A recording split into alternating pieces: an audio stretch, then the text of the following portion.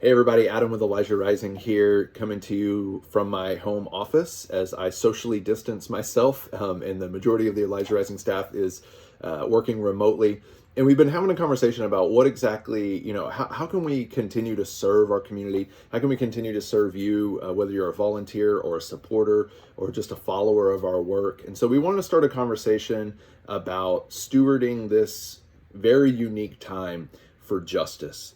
So much things are canceled. Stores are shut down.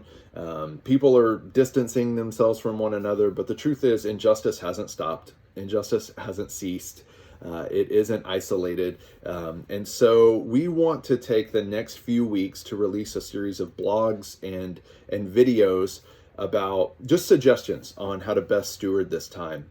Despite all these closures and cancellations, as I said, injustice hasn't ceased. And many of us, though we are enjoying this extra time with our family, we're probably we're already sick of watching the news.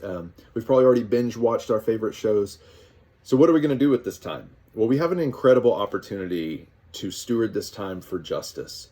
The truth is, most people are at home and schools are closed. And so it's important to be aware and remember that self-isolation can be extremely dangerous for the thousands of children that are exploited by people in their home. Children are being forced to be with their oppressors 24/7, which adds a new layer of danger for them. And it's important to keep them in mind. It's also important to remember that prostituted men and women are still being forced by their traffickers to hit those quotas, to be out there on the track, to be out there finding clients. And although it's always a health risk for prostituted individuals, they are now being forced to be in contact and in the midst of communities where COVID-19 could be transferred and contracted. So just, again, it adds another layer of risk to their own health and personal well-being. And then there's the question of what happens to those who were being sold in cantinas and strip clubs now that these establishments can't operate under the guidelines of bars and restaurants being closed. And it's also possible that non-essential businesses like massage parlors and spas could be forced to close soon as well. Where will these exploited women go? Where will they be forced to work next? How will they survive? How will they make money? And what situations will they find themselves in as traffickers demand that they continue to bring in income? Intervention strategies are on pause while agencies like ourselves work out ways to pivot in this complicated time. Most shelters that provide beds for exiting survivors are not taking in any new individuals because of the COVID-19 situation. And so that means that this exit pipeline that we have worked for years to establish with our partners here in Houston is greatly interrupted at this moment. Thankfully, residential facilities like the Elijah Rising Restoration Campus, they remain operational and continue to provide excellent care for those who have exited and those who have survived the sex industry. However, they too are impacted by the social distancing situation. They are forced to stay in the residence, which limits the available activities that they have access to. It limits their outings as residents. They can't even go out to their trauma therapy, right? They're having to do that via video now. And that's extremely challenging, as boredom can often only exacerbate trauma.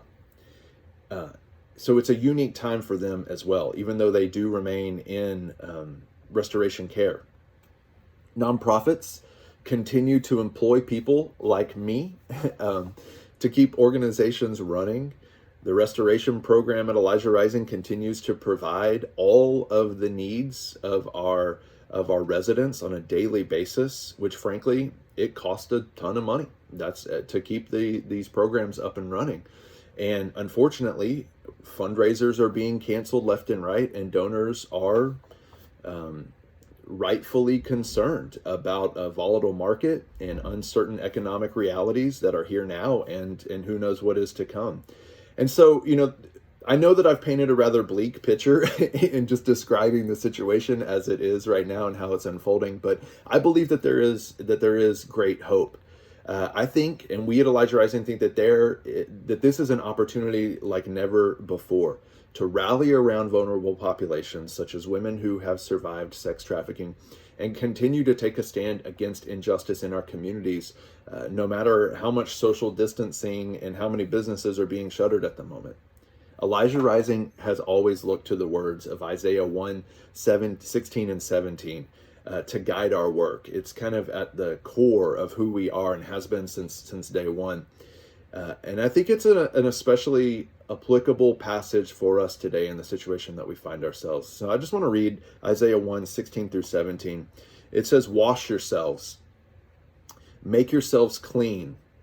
Wash your hands for 20 seconds. "Remove the evil doings from before my eyes. Cease to do evil, learn to do good, seek justice, rescue the oppressed, defend the orphan, and plead for the widow." That's our mandate. Social distancing and self-isolation, it doesn't prevent us from embodying these words, and it shouldn't keep us from fulfilling this mission.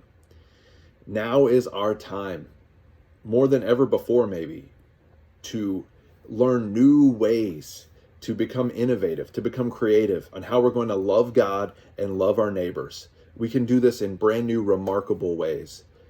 As I said, I think there is hope, and I think that this is a great and incredible opportunity to steward this time for justice.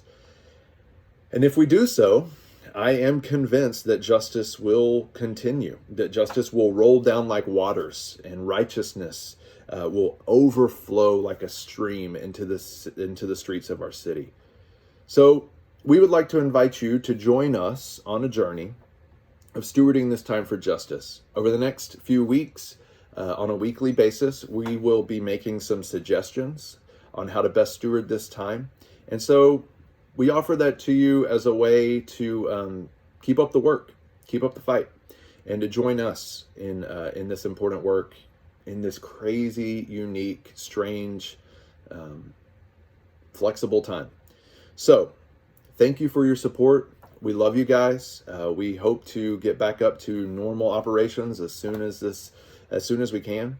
We appreciate your support. We appreciate your volunteerism. We appreciate you watching this video and reading the blogs. We love you guys. Stay safe. We're praying for you. And steward this time for justice. Don't waste it.